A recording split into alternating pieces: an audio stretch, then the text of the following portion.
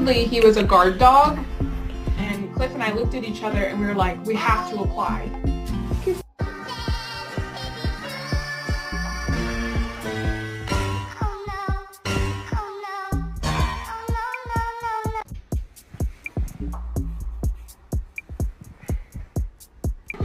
You are. Yeah, shut up, honestly. You're gonna, you know what? Next summer you're gonna be wearing your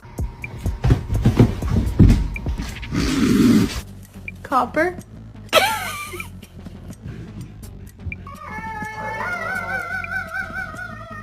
What's that? Get it, good boy.